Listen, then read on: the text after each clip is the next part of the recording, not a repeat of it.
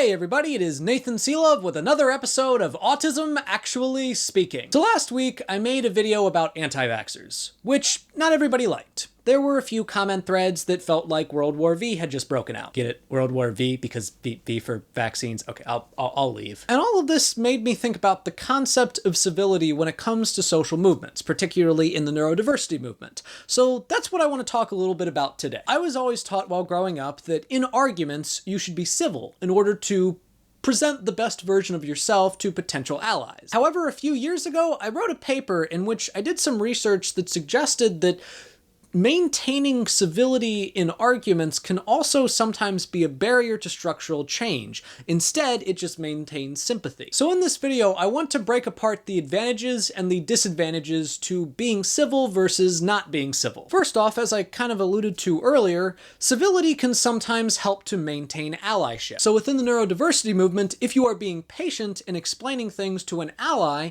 then they're more likely to come over to your side on other issues. The second advantage is that it helps with public image. If you're watching two people debate each other about a topic, and one person is screaming and crying and yelling at the other, and the other person is being very calm and collected and civil and thinking through all of their points, people are more likely to have better associations with the civil person. Finally, civility can sometimes help to establish genuine dialogue. For example, I often talk to neurotypicals about why autistic curism is problematic. Now, to a lot of neurotypicals, autism is a disability, and of course, if it is a disability, then that means it is a bad thing, and if it is a bad thing, then it should be cured.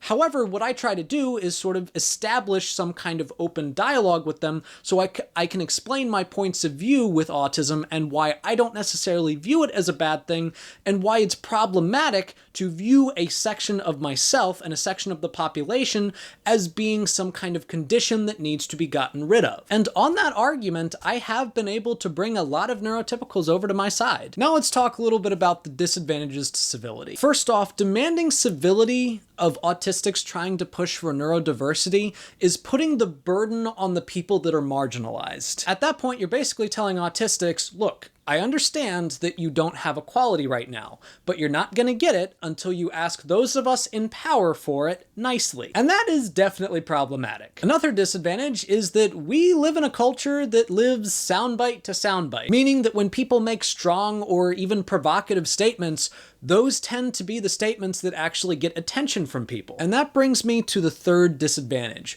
which is that civility often preserves sympathy, but it stands as a barrier for structural change. Now, if there is an assumption that everybody is universally sympathetic towards people in the autism community, then there's also an assumption that we probably don't need much help, when that is clearly not true. One thing that I've talked about on this channel in the past is the fact that although the Americans with Disabilities Act was a monumental piece of civil rights legislation for people with disabilities,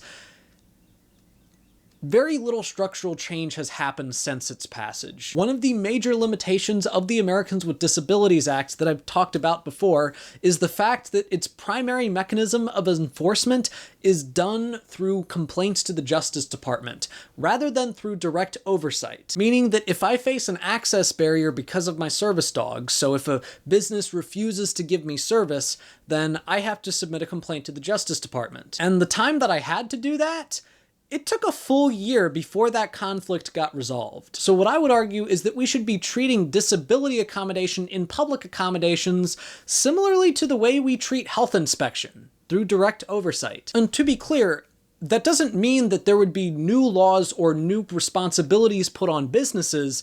It would just be a mechanism to make sure that they're following the existing laws. So the point of this video is to say that autism rights, neurodiversity, and the disability rights movement in general is not done. And I think that civilly asking those in power to kindly give us equality is not always the right method. So returning to the question, is it better to be civil or not civil?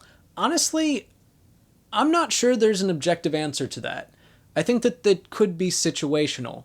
However, one point that I do want to make in this video is that we should not be afraid to be bold and direct in demanding what we want and what we need. But I'm curious to hear what you all have to say about it, so leave a comment down below and let's have a discussion.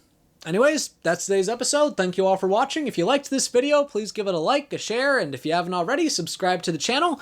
Check out some of my other stuff. In the meantime, if you have any questions or topics you'd like addressed, please leave them in the comments below. Or message me on my Facebook, also linked below. And remember, if you're trying to complete your master's thesis months before the rest of your classmates, you might be autistic.